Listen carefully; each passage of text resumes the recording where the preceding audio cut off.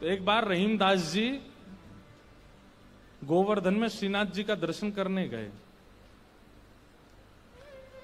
एक तो अल्हड़ भेष में रहते थे, ऊपर से इनके किसी कारण से इनको मंदिर में नहीं घुसने दिया, और जैसे ये मंदिर में घुसने लगे तो लोगों ने इनको धक्का दे दिया। कहां घुसे चले जा रहे हो, यहां पर विजातियों का प्रवेश नहीं है और तुम्हारे जैसों का तो बिल्कुल प्रवेश नहीं है।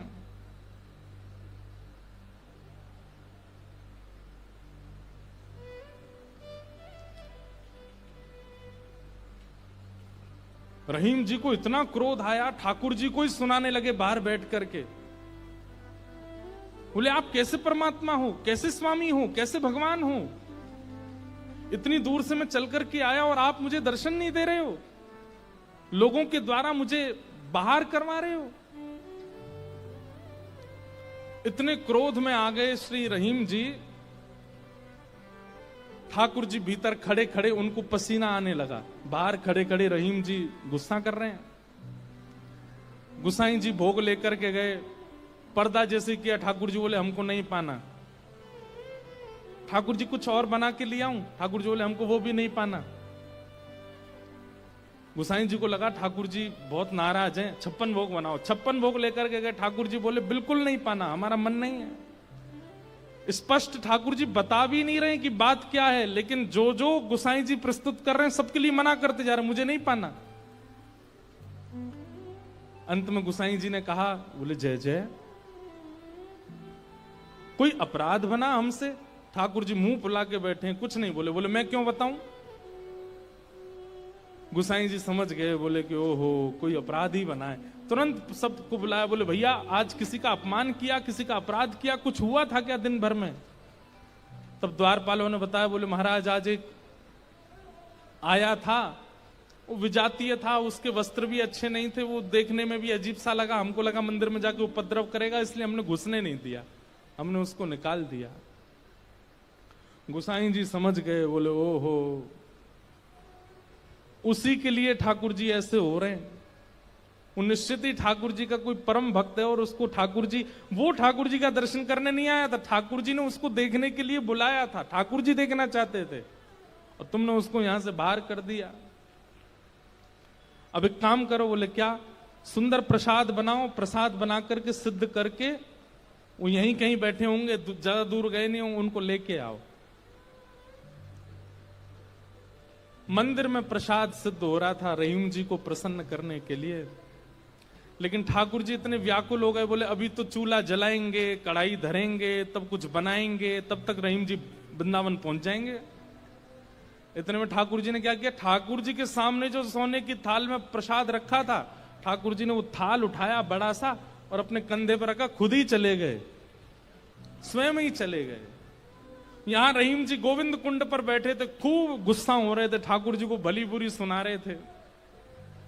लेकिन जैसे ही देखा गिरिराज पर्वत से उतरते हुए श्याम सुंदर आ रहे हैं, और झांकी कैसी है, कटिकाचनी पहनी है, मोरपिच्छ पहना है, जो स्वरूप ठाकुर जी का ऐसा रहता है, हाथ में वंशी लेकर के, और ठाकुर जी यहाँ कंधे पर विशाल थाल लेकर के ऐसे उसको संभालते हुए ठाकुर जी आ रहे हैं। आहा, रहीम जी के लिए रहीम दास जी ने उसी समय ठाकुर जी की छवि का वर्णन किया, बहुत सुंदर।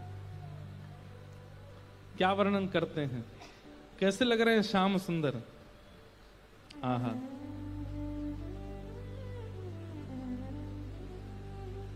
काछे काछिनी कलित मुरली कर, पीत पिछोरी साल की, बंक तिलक के सर को कीन्हो, दुति मानो विदुबाल की, ओ छवि आवन मोहन लाल की, छवि आवन मोहन लाल की, छवि आवन मोहन लाल की, छवि आवन मोहन लाल की।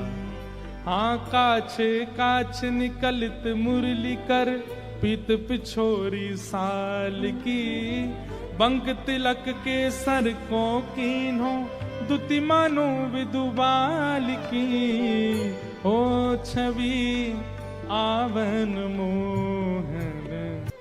अरे मोय कोई वेद ध्वनि ब्रज में सुनावे तो मेरे कान इतने रीझे ना आए, लेकिन कोई प्रेम आसक्त है करके मुंह को घोरी घोरी गारी सुनावे सो मैं तो वह के सामने प्रकट है जाऊं।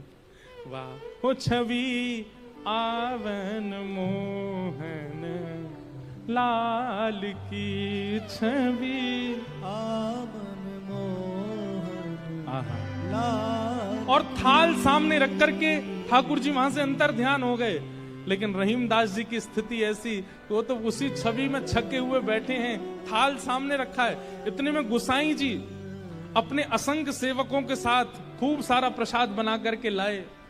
रहीम जी के पास जैसे ही पहुंचे तो देखें यहाँ तो पहले से ही थाल रखी, और ये वो थाल है जो श्रीजी बाबा की है, श्रीनाथ जी की है।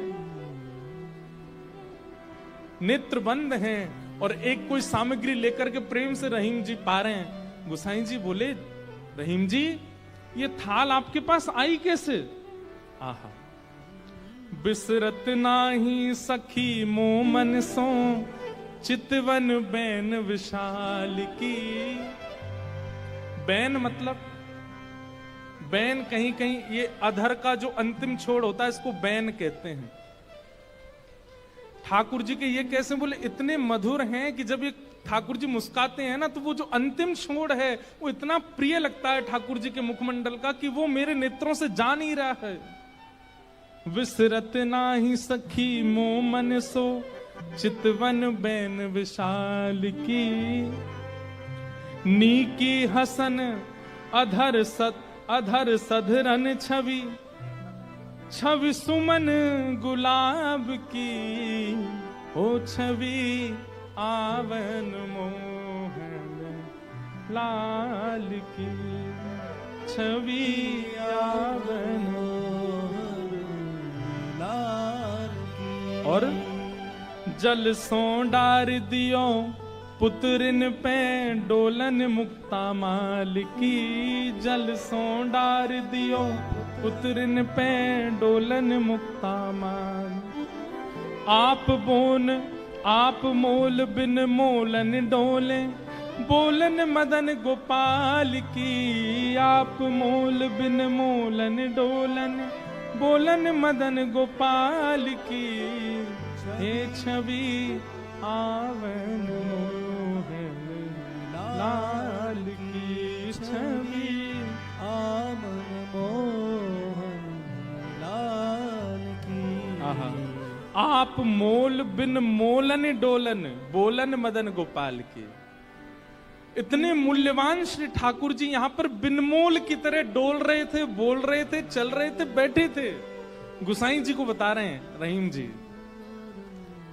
इतने मूल्यवान ठाकुर जी यहाँ पर बोल रहे थे, डोल रहे। देखो वो चरण चिन्ह दिख रहे हैं, यहाँ देखो, यहाँ से चंदन की सुगंधी आ रही, यहाँ बैठ गए थे आके और ऐसे मधुर स्वर बोल रहे थे कि अब मैं किसी और को सुनना नहीं चाहता उनके आगे। अरे यह स्वरूप निरखे सोई जाने। अरे जिसने वो स्वरूप देखा होगा, यह स्वरूप निरखे सोई जाने, यही रहीम के हाल की। यह स्वरूप निरखे सोई जाने, यही रहीम के हाल की।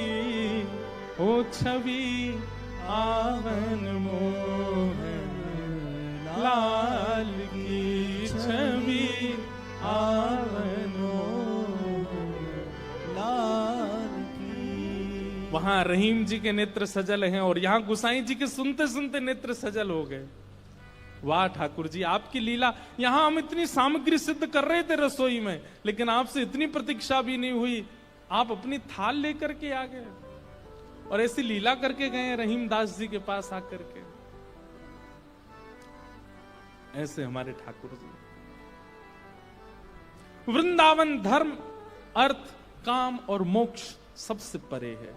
वृंदावन के लिए तो केवल प्रेम जागृत हो जाए चित्त में, अत्यंत प्रेमी हो जाओ आप, और वो प्रेम ऐसा छकेगा। आप प्रेमी हो गए, इसका प्रमाण क्या है?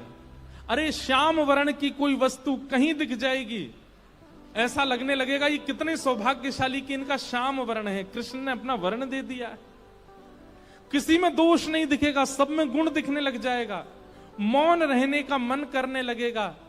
जब जब कृष्ण नाम ध्वनि होगी, ताल कैसी, स्वर कैसा, राग कैसा, उस पर ध्यान नहीं जाएगा, बस नृत्य करने का मन करेगा।